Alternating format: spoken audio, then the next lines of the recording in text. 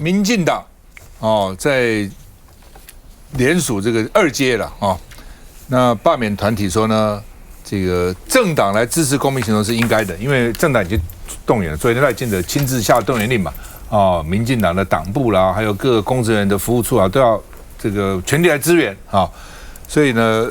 他说：“政党本来应该支持我们了，那对不对？原来说政党不支持我们，那是假的，你们真的相信你犯傻对不对？本来就支持我们了，只是现在明目这个公开跑出来而已那另外呢，他们说台中罢免6个党委呢，罢免会成功。刚才想说会成功，他们到底犯什么？先攻了，会成功那另外呢，是说复国党这什么东西挂牌不知道，闽南郎助阵不知道意思就是说呢，这都是中国了，都中国大陆了而且说卢秀燕有3个干儿子台中的3个里有他的3个干儿子这3个干儿子在国会没用因为什么这个乱动乱伤我们的预算所以呢，这个王义川就说呢，大罢免一定要成功，会成功，否则的话呢，就变成中国人选台湾的总统中国人来选什么那中国人回去选你们自己，而且你们在位不能选那另外呢，他们说呢，赌盘说开出国民党会五席，会不会罢掉5席了？全国吗？全国吗？罢掉5席也没用那卢秀燕的子弟兵首当其冲，所以这3个卢秀燕的就是台中啦，就说是卢秀燕的干儿子，卢秀燕的子弟兵那罗志祥就说呢，项庄舞剑，意在沛公；清德舞剑，志在燕子，就是卢秀燕啦。所以呢，绿营一定会踢铁板，在台中那边要跟卢秀燕对干。我们看一下。伊家己栽培3个客囝，不管是要敲锣的，还是要断剑的，还是要飞翔的，一日我伊内底拢无效啦。这几个一日我伊内底乌鲁木齐乱闯一通，0到6岁国家和李启阳医生抬掉冻结。年轻人青年贷款冻结删掉，高中职全面免学费冻结删掉。雷玉敏，台中，马上看。这个民进党真的他是剑指卢秀燕而来的。你看他第一场的那个大罢免什么地方都不挑，就瞄准台中所以的确你可以看到民进党他不是只是纯罢免而已，他背后还有带着他的一些政治的企图那大家都知道，现在卢秀燕市长他在国民党的这个六都的这个市长里面呢，他其实表现非常好，在各项的这个民调评比，他也常常都是拿冠军所以民进党老早就把他当做这个假想敌了，所以他第一站呢开到台中去，然后你看到王义川在那边这个装疯卖傻，就是讲一些543的话，那他就是要炒热现场的气氛，他要把这一股气势呢，他想要用力吹出来。但是呢，我也请民进党不要太小看这个卢妈妈的功力毕竟这个卢秀燕市长，他其实他过去就是立法委员，然后立法委员再转战这个市长，而且他是高票再连任那在这样的情况底下，他在台中打下的基础其实是蛮深厚的。所以上一次的这个选举，大家可以看到这个我们的新秀包括像这个廖伟翔，然后包括这个黄建豪，包括罗廷伟。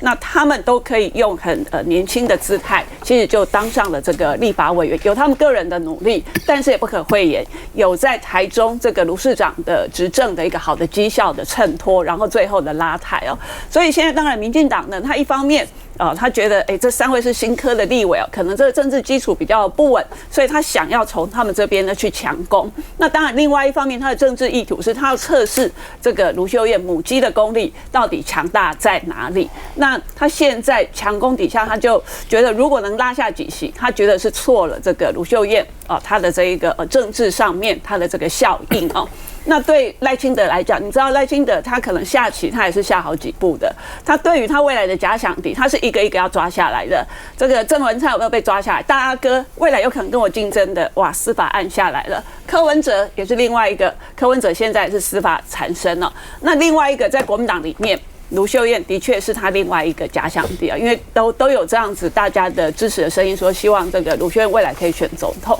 所以他对他这个是一石二鸟，既是这个区域委员，他要测试能拉下几席；另外一个对于卢市长来讲，他觉得在政治上面可以对它产生一些牵制性的效果。但是我只能说，当团结的蓝营加上白营的时候，民进党以为这样的强攻一定就是会拉下几席，我觉得这个未免这个如意算盘打得太早。我觉得最后蓝军跟这个白营一定是全力的合作，就是这一些区域立委没有犯下什么错，所以这个大罢免本身就是一个恶罢，这个没有道理的事情。我觉得包括中间选民，大家一定就是要看清楚，然后不能让这些区域立委莫名其妙就被拉下来。冷静。这个王义川他们在台中去宣讲讲那几个点。都不是事实啊！他说什么高中职免学费被冻删，没有，然后青年贷款被冻删，没有，都不是事实啊！所以国民党不是现在有那个律师团吗？就去告啊，告，他还是现任的立法委员，他都没有在审预算吗？就是说。就去告他造谣啊，因为这个非常的严重，因为他今天呢台中的这3个立法委员被讲说是卢妈三子嘛哈，他们诉求的就是青年的族群哈，而且特别就是说他们在地的时候呢打败了我同学哈，就是张廖万坚好，就是在地方上经营非常久的民进党的立法委员，然后作为卢秀燕啊，就是接卢秀燕的选区的这些重要的这个立委，他们现在呢，当然就是也肩负着，就是说，变成是卢秀燕呢挑战总统大位的指标战啊。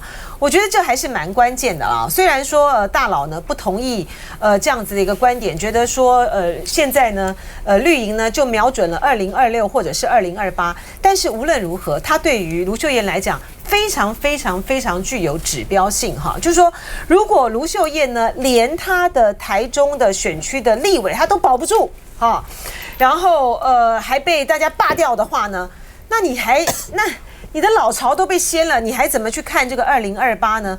卢秀燕现在的问题啊，不但是她要顾住她的台中的立委，她现在呢也要往外扩，哈，就是说在国民党的立委呢，全面被这个30多席啊，35席要面临罢委的情形之下，这个卢秀燕的力量呢，有没有办法扩延到其他的县市呢？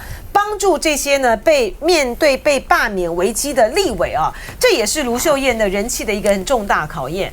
卢秀燕前2天不是柯建铭要她回归家庭嘛哈，然后呢，我觉得卢秀燕讲那个妈妈原谅你，哎呀，我觉得这就是台湾政坛呢近几年来讲呢难得仅见的哈，这个佳句太棒了，他讲的实在太棒了，他说的这个太好了。那现在呢就要看这个原谅妈妈原谅你啊的这个卢秀燕啊，原谅了柯建铭，他能不能够在这个大罢免的战场上呢，发挥这个妈妈的魔力啊，护住这些该护住的蓝军的立委，让他们呢一个都不能少。休息一下再回来。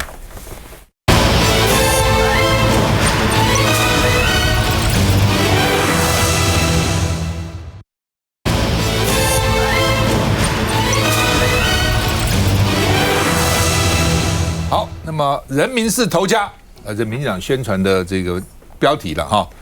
那说罢免联署就上千了啊，桃园6个国民党委员，包括小牛，都被提出来要罢免，所以呢温度逐渐升高啊。原来说桃园蛮冷的，我原来听说桃园很冷啊，但是呢慢慢也高起来，因为这个遇冷不易啦。你蓝军想冷，绿军不会让你冷嘛，冷了他搞个什么鬼啊？他当然要炒热，一定要把它炒热嘛啊。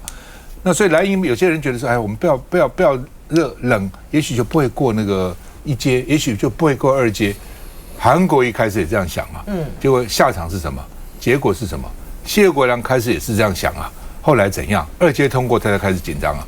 好，那么这个大家说了，徐小清危险，因为呢 ，TBS 做民调说57%同意版，其实不是这样，是说你到多少人可能会去投票，哦，可能会投票的人里面的57%，就这个意思啊。但是可能去投票的人可能61%，当然也高，但我也很怀疑那些人真的会去投了哈。我们平常选立委，如果说没有跟总统一起选，60%的投票率就不错了，怎么会一个罢免去那么多人呢？但是呢 ，TVS 有第一个问题是，你会不会去支持2阶？34%说会，那就是绿营。绿营在选举也有34%，在台北市没有34%，有啊，对不对？所以绿营为什么要搞罢免？25%就过门槛了嘛。34%我在大选不会当选，那我罢掉你是足够的，所以他想法就是这样嘛。所以这有什么稀奇呢？所以呢，这个34%人认为说他会参加二阶，然后最后61%乘以57%，也不过就是35-36%嘛，就跟那个二阶的30%是一样的。懂吗？那只是说问题不是在绿营绿营本来就可能会来嘛，因为他动员能力比较强嘛，而且对绿营来讲，他吃什么亏呢？他现在反正不过半呢，我再罢就算不过，我也是不过半呢。那万一让我偷到了呢？那我不就赚到了吗？所以他没有什么负担呢。蓝营是比较紧张，因为我现在是加白过半数啊，那万一被罢掉几个，不是就少于半数了吗？那在国会里面少于半数，你就什么都不是了，真的是这样了啊。好，那么这个。所以徐小新呢，就国民党自己也做了，所以有10个是比较危险的国民党委员。问题是，并不是你绿营多少人会投票，是你蓝营的支持者有多少人投票，这个才重点。人家本来就会来的，你要人家冷不容易的，对不对？人家想把你干掉，想罢掉你，他怎么会冷呢？问题是你有多少人去防御你自己，你有多少人去投票，这才是重点了。说国民党他们说有这个10个比较危险，新北的岳元之，台王宏威、李彦秀、徐小新，桃园的这个牛许婷、涂全吉小妞在这边，台中的罗廷伟、廖伟翔，台东的黄建斌，花莲的傅昆萁听说危险啊，这是国民党自己认为这10个比较危险的哈。那另外呢，这个郭正亮讲就是我刚刚讲的嘛，蓝军以为不投票就会输掉。很多蓝军就说：“我支持你啊，我反对罢免的时候我不会去的。”没这回事啊！其实他真的很多人到现在为止，很多人还这样认为。这么老实啊！第一个蓝营本来就老实嘛，第二个呢，他因为他基本上是反对罢免嘛。那既然反对罢免，那为什么去罢免民进党呢？这你在逻辑上讲不通。你去反对罢免人家罢免，这么罢免人家，这是第一个。第二个是，既然反对，我就不去了，这叫反对嘛？所以呢，这个民进党也喊话说，2阶段应该要组织动员。2阶段如果说光靠大家自己来是不容易过的，那要1/10%、10%的选票。但是呢，所以赖清德为什么下令各公职啊、党部都要出来？台中也是啊，那个基隆也是啊。1阶段的时候都很辛苦了，2阶根本就很少人嘛，所以才是民意代表、市议员都拿出来服务处啊，出来联署，他才过2阶嘛。我们看一下。很多人问我说，我们每天这样讲累不累？会不会累？一点都不会累。我想要把你3天3夜，现在的心情就连7岁都会醉。我把你3天3夜，我现在的心情就像快要起飞。咱所选出来6色的立委，在立法院每一边的投票。尤其是中央政府的总务选，甲咱在法的总务选，服议的过程，伊拢反对中央政府，拢反对行政院。一方面砍我们的预算，一方面要我们的补助，安尼敢有天良？要补助，嘛都要补助有支持中央政府的，对不对？桃园怎样？台中跟桃园是台湾的2大摇摆区嘛，所以民进党在罢免针对这2个重点的战区，要测试民心，要集中火力，这都非常非常的正常嘛。那他提大罢免，做个无本生意。一可以压制监督的力量跟声音嘛，因为我们现在国会要分省去回访选区嘛。那第二个，他消耗蓝军青年的资源嘛，很多都趁着新科立委刚上任脚跟未稳的时候，他就急火攻击嘛。那他捞到1席是1席，他本来心态就是这样，非常非常的投机。那我们因应知道是什么呢？其实桃园的状况，我觉得比台中乐观一点啦。因为以他们动员的人数跟当天的场面来看，是不如台中热情了。那桃园呈现一个类似空热路冷，就赵医生讲是对的，就民进党一定要把它炒热，但在他们炒热的方式是大量的做新闻，就是我记得我被做到那个《自由时报》A2 哇，这是很多荣幸啊！他们说3天收了4000份的联署了。那他那天在桃园办演讲会，他也讲他1天收1000多份的联署，这个数量显然不成比例，可是他硬要讲，就表示他为做新闻而做新闻，他要继续帮这个事情添柴加火。那但不管他们用什么打法，关键是现在被罢免这一群人，我不管你是什么第1圈、第2圈有没有内参名单，那不重要，而是我们自己的节奏要抓好嘛。对我来讲，节奏单纯，1阶关事，2阶暖机，3阶对决嘛。你不能在那边期待你自己不过2阶，你什么事都不做，然后你等到进3阶的时候，你从头开始准备，你就来不及了嘛。所以现在他们一边在联署，我们一边也在观察，然后一边也在做前期的准备，先热机啊。如果真的要进入的时候，当然就是要热战对决。所以我们在地方跑，当然你就开始去讲，本来就是要站出来不同意罢免嘛。你如果今天只是说因为不同意我就不投票，这个当然在未来3阶反罢的时候，就会出现一些这样子的一个困境嘛。但我想关键还是到了后面的社会氛围啦，还有后面是罢免，到最后会变成两种走向嘛。一个走向，因为今天民进党下了全党动员令嘛，所以他会不会因为全党的介入，变成30几席通通通过2阶，变成类似再一次的选举，变成全面对决，这是一种模式。另外一种模式是他精准打击、收缩战线，挑几个状况比较不稳定的，然后集中火力。如果是走全面对决，其实考验的到最后是区域立委的基层实力，因为全面对决的时候炮火是分散的。你没有办法集中火力做新闻，到了最后就是比基层的粘着度。那我想这一点，我想蓝军会非常有信心。如果真的变成收缩战线，那大概就互相支援嘛。你没有过2阶的空出手来，你就要支援被罢免的这样一群人，就有点复制谢国良模式了。关键是我们自己的战略节奏要清楚，然后不能抱有就是这种我什么都不做，然后这个事情就会自然消退这样的期待。只要这样的心理有准备，而且跟基层长时间的保持沟通跟对话，像不管是我啦，或者是像台中的几个年轻的立法委员，其实我们平常跑选区都跑得勤啦。那平常在跑的时候接触，然后都有讲，其实就是慢慢开始在为这个事情做准备。那我想到了3阶，大家要 key go， 然后要对决的时候，我不认为我们会落于下风。不，基本上了哈，就是说，那民进党因为他这个府院党他是等于是权力这个很严密的在动员，一步一步其实都是有步骤的。刚传来的消息，国民党台南市党部被检察官去搜索就是说你的联署可能有假等等之类去搜索因为国民党他们是要罢免王定宇跟这个林俊宪嘛，就搜索你昨天监察院说柯文哲什么300多万要罚然后5000多万没入然后呢，傅崐萁前2天也整个被搜索等等就是连监察院也好，司法其实看起来都，你这时间很巧嘛？为什么在这个时候呢？就在这个时候所以他们其实是有步骤的。那相对来讲，你们这边就显得太被动了。说实话，太被动。老师怎么看？我听了小牛的讲法我真的摇头叹气了。因为国民党到今天呢，我骂他是无脑的36条腿的无脑章鱼，结果他还是一副文质彬彬的样子，分成3个阶段暖机决战而且还舆论这2天都还讲说这是为了2026跟2028才准备，不是的。民进党就是受不了这个朝小野大，从2025到2028这3年出头3年半，他受不了了。他不是为了2028的选举，也不是为了2026的选举，他现在就是要把你干掉，重新选举，有6席翻盘就赢了。但是我这几天正在想，我也问了这个伟山，你们有没有想到你们现在这么神，你们现在这么嚣张，这么意气风发，你们有没有想到一旦你们赢了，翻盘了，那你们怎么处理？或者是现在大部分的人都说不会赢，会输如果输了，那怎么处理？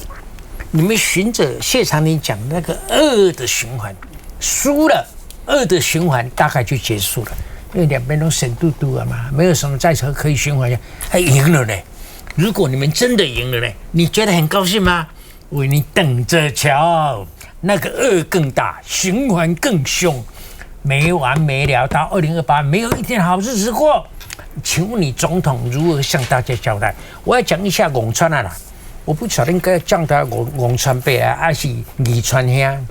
我想你真的很神呢，你讲你公干比丘的台大土木系毕业的，你演的那一套，你30年前我的演讲，你比比看，我没输你多少我跟你讲，我现在都不会回去看的，因为我都觉得不好意思，是吧？是不好意思因为过分了。不过那个时候我们面对的处境，你现在面对的处境，你这个算什么？你这个就是输了兵的不甘愿你没变的嘛！你这个就是类违宪式的天下作乱。他讲什么？卢秀燕的3个干儿子在国会没有作用，这种话龔川我跟你讲，文明的歌像美国也没有一个国会议员敢对他的反对党、他的对手讲这种话哦，讲说你们的同志、你们的同僚里头有某某人的干儿子，敢这样讲吗？你真好大，而且无头无面的，你是讲唔敢，真正哈无家己照看到底你这版，这个不要像我30年后再回去看了、你这个只要明年再回来看你这一段影片，更笑死啊！你知道，真的是更笑死。我是核心推你讲，你认为这个很好看啊？大家指着看，大家看，这个不是小丑跳梁吗？这个不是无理取闹吗？这不是违背宪法？公然造反吗？你看，你觉得，你看，真的好得意哦！真的，我跟你讲，劝你适可而止啦，川贝啊，阿信公川啊，真的不要这样。休息一下再回来。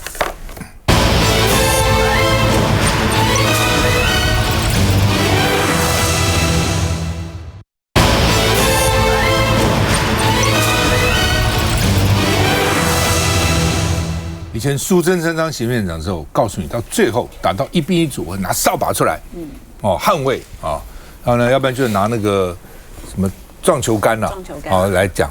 那现在呢，这个卓荣泰呢，这个有过之而不及，拿绿箭出来挥洒所以宝哥社论说，左内阁是不是左支右绌居然呢在街头用亮剑为了能够继续干这个行政院长要续命那呢，尤英龙，所以他们做民调了，说有超过1半的台湾人认为内阁应该要改组了，那怎么会搞到大家认为内阁该改组呢？所以这对你是一个重大的警讯那联合报也说卓荣泰有5缺，所以呢，总统应该考虑内阁改组了时间到了。什么叫5缺呢？领导力缺、沟通力缺、整合力缺、灵活力缺、妥协力缺，所以有5缺。以前的5缺是缺水、缺电、缺这个缺那个，他现在是缺这个我们看一下。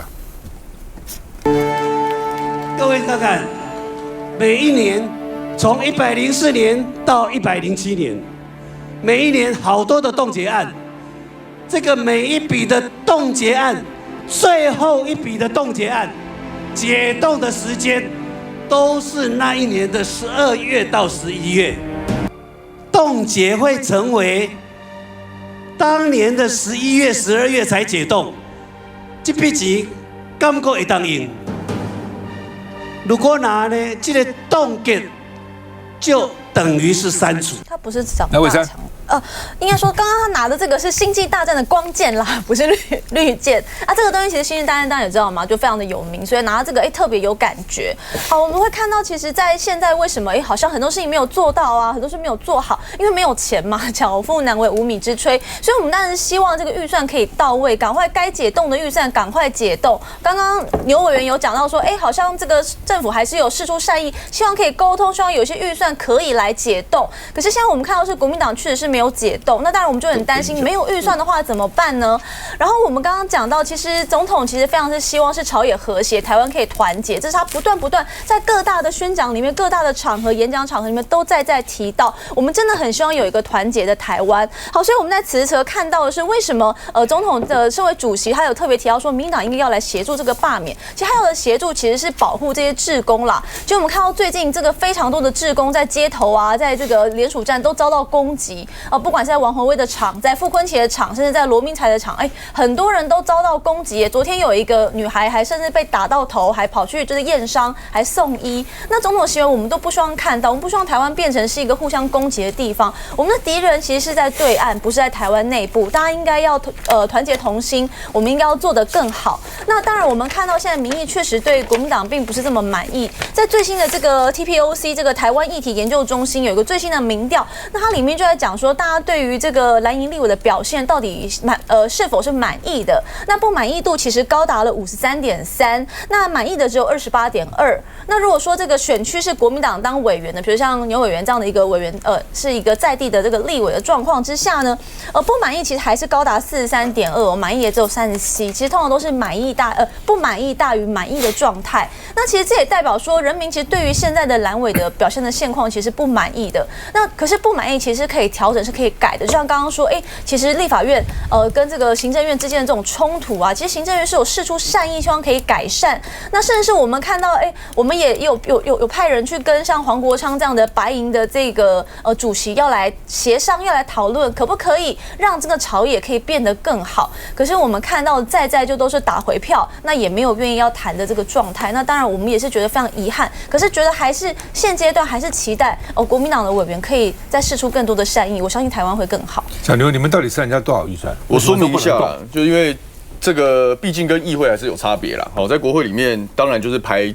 你如果提了冻结案，当然说就要有一个解冻的一个程序，但我必须要非常清楚的把这个事情还原，就是说你要开始排解冻案的前提条件是那个整个总预算的流程要走完嘛，也就是总预算3读通过之后，送总统府公告开始执行之后，他取得了要执行的正当性之后，你才可以开始排解冻案啊。那现在问题是什么？当立法院把这整包的总预算3读之后，请问行政院有送到总统府去公告吗？没有嘛？你是不是送回来立法院复议？你是不是搬石头砸自己的脚，浪费自己的时间？这好几个礼拜在为了复议案，为了辩论，部会里面删除的大于真正他原来的预算数啊。有一些是要讨论的。如果真正删除大于原预算数，就是归零啊，这是很简单的概念。就是说预算不能够删除超过原来预算，最多是到那个地方，最多就是归零，那也就是归零而已嘛。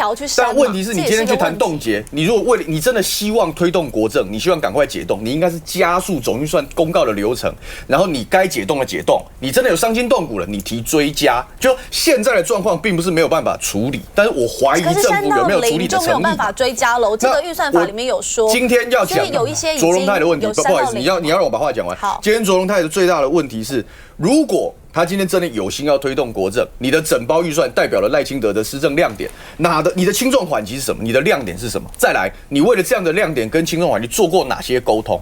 立法院过去在审议预算的过程中，非常重要的环节叫朝野协商。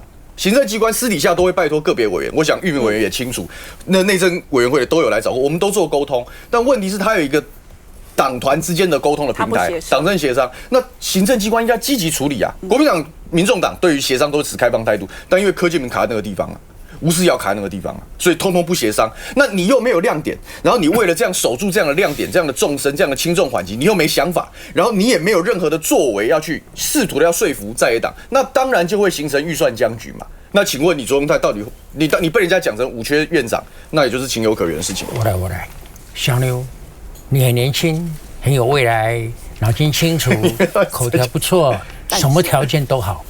但是你刚才那一番话，我必须讲，你还是刻意的避开的。你们可以避开，而没有避开，是因为你们领导3人无方，领导无方，党中央智库无方，没有能力所犯下的错误。因为我算了一下，我的资料是你们删的钱除以那个原来的这个总钱，你们大概是删了4.6%，对不对？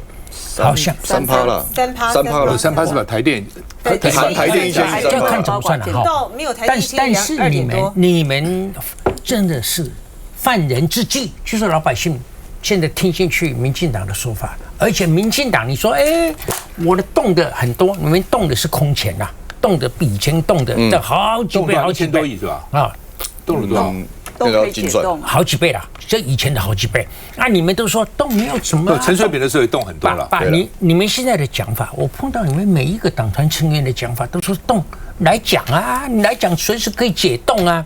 现在他们才不要讲。他们好喜欢你啊！你已经挖了洞都跳进去了，我来跟你讲，我才不要解它，我要把你洞的这个空前最大量的洞跟那个山搞在一起，就外面去讲的你没有地方。所以他为什么协调的时候不协调？这个原因他是故意的嘛，他也没有心要推国政嘛，就是这样。挖洞跳进去了嘛，所以这个要怪谁？我跟你讲，小牛，怪你们的党团身上。你们的党不是党，我跟你讲，你们的党上，我必须讲，我不能怪那个是洪什么？洪威啊？谁了？王宏威？不是啦，第一任的那个洪孟凯。我觉得洪孟凯之前很认真，做得满头大汗，我觉得他也做不了主。洪孟凯没罪。那另外一个林思敏，对不对？林思敏就是有跟没有一样啊，就是。这个仇恨感很低的，就是不能干嘛。这个林思敏算什么？就是傅昆萁。我跟你讲，傅昆萁你判断错误，领导无方，搞了一个东部的什么计划，搞得乱七八糟。今天所有让人所嫌弃的、嫌恶的，都是你这个总召。你傅昆萁，你难道不能负责吗？我一直在讲，国民党只是一个36条腿的无脑章鱼。章鱼说8条腿了，36条。不是36条，他被那个第一关过的是36个。哦，你说那个当然了，36个角啊，36个角。然后傅昆萁呢，就是无脑的章鱼头。我跟你讲，就是你今天会搞到这个样子哈。国民党如果，但是我跟你讲，我还没讲完重点在这样的话，傅昆萁不服气的，这是小恶，你知道吗？这个在政党斗争里头，你看现在川普叭一个笔，先教育部解散了，教育部解散了还得了啊？教育部解散在我们台湾要起革命的啊，所以呢，傅昆萁再大的错误是小错、小非、小恶，这个没有照这个谢长的理论，没有进入那个恶的循环。恶的循环在哪里？你知道吗？我觉得你们复议把他打败了，否决了，然后呢，这个院长拿着剑拿着光要下乡去讲8场，这个可以吗？是不宜啦，但是我觉得可以原谅，这个也是属于小奸、小恶、小非，没问题。这个宪法并没有说不可以，我们觉得肉麻，但是可以。我跟你讲，讲完了以后转成36席的集体罢免，这是大恶。对，这已经碰到宪法的边缘了，你知道吗？这是大恶，而且这个造成没完没了。我刚才跟伟生讲啊，就算你们行，就算你们翻盘，就算你们成功，你觉得从现在开始到2028，你在国会能够运作吗？你觉得国民党你把它压在头榜，压在底下，把它坐在上面这样踩，啊赢了，哦，从此顺畅，从此朝大野小，是这样吗？好好想一想，叶元之输了，由你来当。我跟你讲，你的剩余的任期没有那么好过的，没有那么好过的，在不？拱后而已。赖清德不想这么多了，他只想眼前的事情来避免。政治家就要想那么多，只有政客才想那么少。刚刚那个伟生还在讲说，赖总统希望团结台湾，错。他从头到尾没有想要团结台湾，一个想要团结台湾的总统，怎么会由民进党发起大恶罢呢？要罢免国民党30几席的区域委员，这个是很荒唐的事情啊！这是造反，你知道吗？对，所以刚刚这个大佬讲的后面这个，我觉得这个是赖清德他做错了一件非常大的这个事情哦，就是说在台湾你现在是作为总统，结果你自己在里面找敌人，你因为国会里面这个民进党没有成为多数，所以你整个民进党发起这个大恶霸，然后让整个的朝野对立更严重，整个社会更纷乱，然后你嘴巴好意思说要团结台湾，这个让人家听了是完全听不下去的。一个想要团结台湾的总统该怎么做？请问赖清德总统，你有去邀过这个在野党的主席到总统府来喝杯咖啡吗？来好好的针对我们国家的大政。现在川普掌握大权之后，整个全世界这么的纷乱，我们面临到的挑战这么多的国政议题，你要团结台湾，应该是这样子吧？你应该要一种谦卑的心态，然后跟在野党一起合作。但是，请问到目前为止，他们做这件事情没有？他觉得不需要。他就是要发动这样的一个大恶霸，他觉得我只要把你国民党几席区域立委拉下来，我就可以翻转，我就可以掌握权力。但是我同意大佬刚刚讲的，如果是这样子继续对立下去，台湾就是永无宁日啊。来，洪庭，我觉得大佬刚刚讲的其实就是真的完全的真知灼见，就是说这个大罢免到底从何而来，为什么会有这样的一个部分？那坦白讲，其实国民党这边的分析跟大佬的分析其实是差不多的，是一样的。就刚刚跟小牛所提到的重点，今天大罢免对民进党来讲，它分成上中下3策嘛。最下的这下一策就是罢免没有成功，但它也达到了消耗这些年轻选将的目的。中策是我可以消耗掉未来有可能的这些，有可能要去选县市长的这些，说让你们所有人都 suffer 在一个很奇怪、很混乱的战斗里面。上策当然是我可以拿回所谓的这个国会，所以对民进党来讲，玩这个东西在政治上它是不会输的。可是像大佬这样子看起来，就是说，那大佬刚期待的就是，你以为台湾人民看不懂吗？但是台湾人民看得懂的人，跟会出来投票的人，他不一定是一样的。所以这其实是对民主最重要的考验。这个就是一个，如果今天真的打成热战，这个是一个对民主很重要的一个考验。再来就是你可以看到，你说我们大家都觉得说，卓荣泰做不好，可是对于赖清德来讲，他觉得卓荣泰做得不错啊，他把我的炮火全部都挡住了，我这一年几乎什么事情都没有啊，都不会伤到我啊。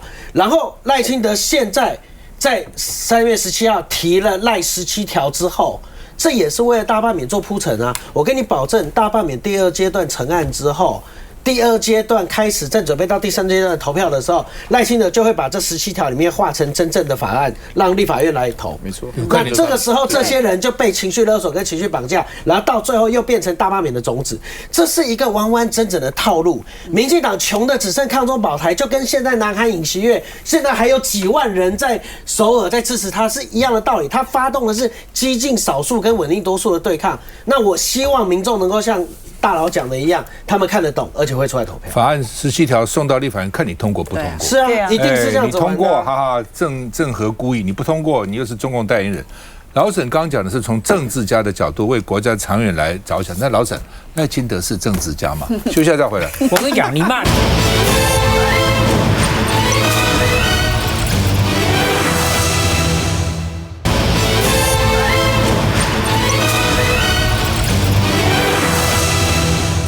立法院昨天开公听会了哈，拥核反核呢，大家各坚持己见了。最后播了童子贤的录影带了。童子贤说呢，哎呀，用核电吧，每年可以生好几千亿，他怎么算的哦？台湾现在一年大概3000亿度电呐，哦，那如果呢你1度电省1块，就是3000亿嘛。那你台电不是要立法院补助1000亿，立法院不肯吗？你就涨电费嘛。那你这边明明能够省钱，为什么不用呢？哦，他意思是这样，当然台湾不可能3000亿度电都用核电了啊。那如果用1/3就省1000亿嘛，啊。那另外呢，这个郭智慧说，哎呦，你在讲什么？童子贤你讲什么？台湾哦用核电比率很低啊，所以呢而且还需要评估啊，省什么钱？问题台湾核电本来有这20%，是被你们搞到现在变得快变0%啦。你20%的话也不少啊，20%的话将近1/5。对不对？也有这个600亿啊，也可以省600亿啊。如果你用20%，那时候核四还没算进去了，核四你不废掉它，再加进来，你就省了将近1000亿啊。哦，然后你现在没钱，每年亏损啊。原来台电一年赚600亿啊，现在每年亏损1000亿。那另外呢，如果你把核2、核3能够恢复的话呢，马上就有无碳啦。你不天天讲无碳吗？对不对？核2、核3国外都可以用60年啊。那你现在只用40年了，你不用不是很可惜吗？而且折旧也折光啦，哦。那另外呢，这个所以你靠绿电很难救地球暖化，而且台湾寸土寸金呢，你绿电占多少土地啊？对不对？在台南，你看看那个渔电共生啊，那个渔温上面都搞那个光电棚，等等很多田地也拿出来种绿电，你用多少电？哦，他们当时我到屏东，他们说从屏东到这个高雄，那一路通通用绿电。也抵不过一座核电厂，因为核3厂在屏东嘛，哈，所以呢，因为它很占地方，台湾地又小，都是山，对不对？那么宝贵的地，你就给它来种电啊，而且又不稳定。那台电就是说，我是没有机会用核电啊，那本来这不是台电的决策，你把我电都干掉，核电都干掉了，哦，2024年我们少了273亿的收入啊，哦，那另外呢，他们说到2050，你不是现在发展 AI 吗？AI 用电用很凶啊，所以到2050年总电力会5000亿度电，现在是2900多亿啊，现在用到5000亿啊，那你的电力在哪里？国科会说，我也没有排除核能啊，我没有排除有新的技术就可以啊，能解决核废料就可以啊，都讲些废话嘛啊。那另外呢，特别核废料，你们老是讲要核废料问题解决，核废料问题什么叫解决？日本、南韩、美国、欧洲都是埋在核电厂下面，因为核电厂很大，那个核废料占地只一点点。都埋在将来也许有技术能够让这个核废料能够提出更有用的这个原料，有可能。那现在还没有，就埋在核电厂下面，本来就是这样子啊，全世界都这样，就你台湾不行，你台湾就比人家宝贵很多，对不对？你台湾比他差，我是反对，但他也是这样做，也没有什么其他的方法，现在就是这样嘛，哦，所以呢，童子贤就说哦，政府重视国安，更不能忽略你的能源脆弱嘛。对不对？你的天然气要进口，夏天储备量7天，冬天10天、11天，那一围起来一打起来，那怎么办呢？能源就不够了嘛。哦，你这俄乌战争不看得出来吗？能源是很重要啊。哦，那学者是说呢，这个叶中光他们是说呢，说核废料不是问题，我刚讲核废料根本不是问题，只是你故意用来做借口，只是政府不处理嘛。而且解方也不止一种嘛，你核电的解方很多种了啊。那工商界说呢，这个核电是很难排除的啦。哦，那你不排不就是修法研议嘛？啊，他继续核2、核3继续延嘛哈，等等嘛哈，好吧，我们看一下，它占的我们的比例并不高，哦，那它的运转啊，是不是让我们台电可以赚钱？我想我们这个还要再评估一下。姚伟山。是，我们先看到，应该说这个能源大家都在讨论啦，最主要是能源的稳定非常重要。不过核能确实不是一个现在的一个选项，因为毕竟要讲这个先进核能，大概要真的落实到可以发电，大概也是10年、20年以后，甚至更久以后，所以缓不济急。所以现阶段还是要让台湾的能源去稳定，那也就是现有的这个相关的发电的机组要来做一个维护之外，那已经在线上也准备要来新建的这一些厂房，也应该要加速来处理。那绿电也要持续来发展。那才有办法去处理整个台湾的供电的平衡。那确实，我还是要再讲一次，绿电其实非常的重要。那这个重要的原因是因为，现在非常多要出口的产品，尤其到欧盟，那这个确实是需要使用绿电，否则它无法出口，这会对于台湾的产业造成重大的影响。所以该要有的这个能源平衡，我们还是要持续来做到，然后也要持续让大家有信心，然后让外资来台湾来做投资。洪庭。我觉得核能问题真的，大家真的已经讨论太多次。那针对这个部分，我觉得民进党政府他要去思考清楚一件事，就是我还是没有办法理解，就我们一直在讲我们国家有很严重的国安问题，但是你把你的能源政策跟国安问题放在一起，你又觉得说奇怪了。我们既然有很危险的国安问题，那我们为什么要把我们的这个整个的燃气的这个依存度跟所谓外送的这样的一个部分拉到这边？那我还是要再讲一下经济部长郭智辉去提的那个菲律宾的事情。观众朋友，今天又说成本9块1度了。观众朋友，如果你去 Google 菲律宾、美国核能，你就 Google 这3个字就好，你会发现一件事情，就是菲律宾正在寻求美国的支持，让他们去建立核电厂。